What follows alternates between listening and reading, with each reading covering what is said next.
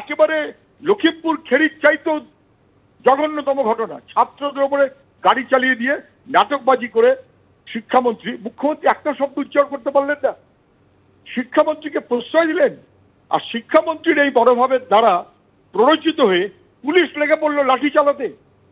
বহিরাগতরা মেদিনীপুর কলেজে আপনারা, ইউনিভার্সিটিতে আপনারা ছবি দেখাচ্ছেন, নাম ধরে ধরে কে আক্রমণ করছে, কিভাবে আক্রমণ করছে। ফলে একটা লাইসেন্স দেওয়া হয়ে গেল, ছাত্র তোমাদের লেখাপড়ার ব্যবস্থা তো আমরা করতে পারবো না, আমাদের সঙ্গে থাকো, তোমাদের গুন্ডামি শেখাবো, তোমাদের অগণতন্ত্র শেখাবো, তোমাদের আক্রমণ শেখাবো, এবং পুলিশ তোমাদের সাহায্য করবে।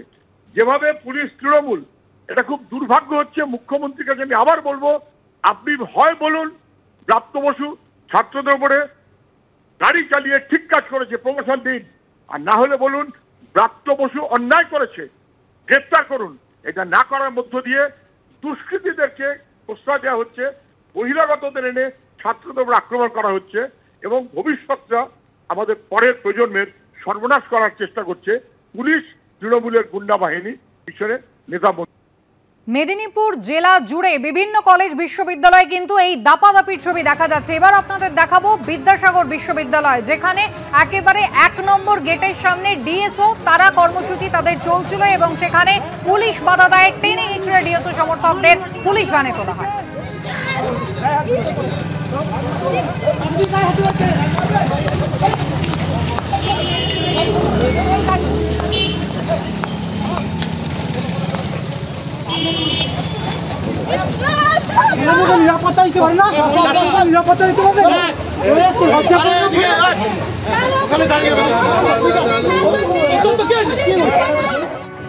যাদবপুর কাণ্ডের প্রতিবাদে আজ রাজ্য জুড়ে বিভিন্ন বিশ্ববিদ্যালয়ে ছাত্র ধর্মঘটের ডাক দিয়েছে এসএফআই। পাঁশকুড়ার বনমালী কলেজ, সেখানে উত্তেজনার ছবি, এআইডিএসওর কর্মসূচিতে হামলা।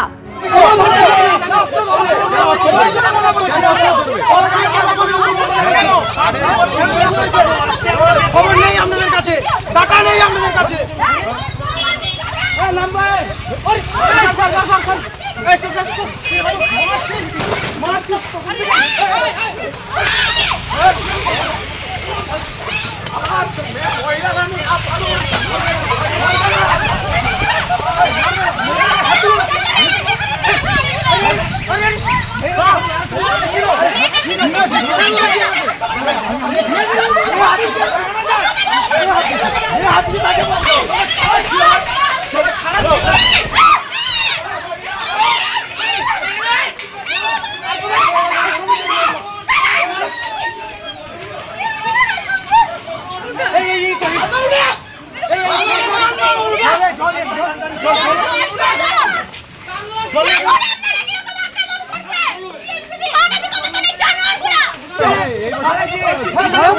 আপনারা দেখলেন পাঁশকুড়ার বনমালী কলেজে, যেখানে বিক্ষোভকারী ছাত্রীকে একেবারে ধাক্কা মেরে ফেলে দেওয়া হয় মাটিতে।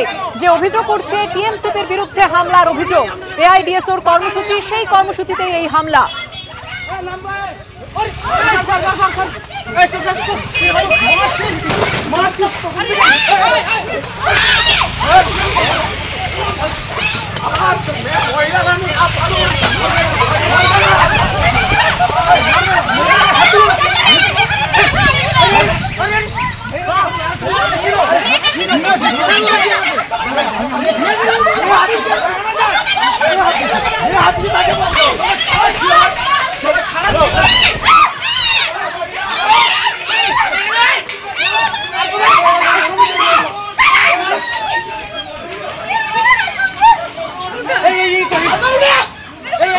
চক্রবর্তী আমাদের প্রতিনিধি রয়েছেন টেলিফোন লাইনে। বিটন, যে ছবি আমরা দেখতে পাচ্ছি, ভয়ঙ্কর ছবি, মহিলা ছাত্রীরা তারা বিক্ষোভ দেখাচ্ছিলেন, সেখানে ঘটে এই ঘটনা, টিএমসিপির বিরুদ্ধে হামলার অভিযোগ।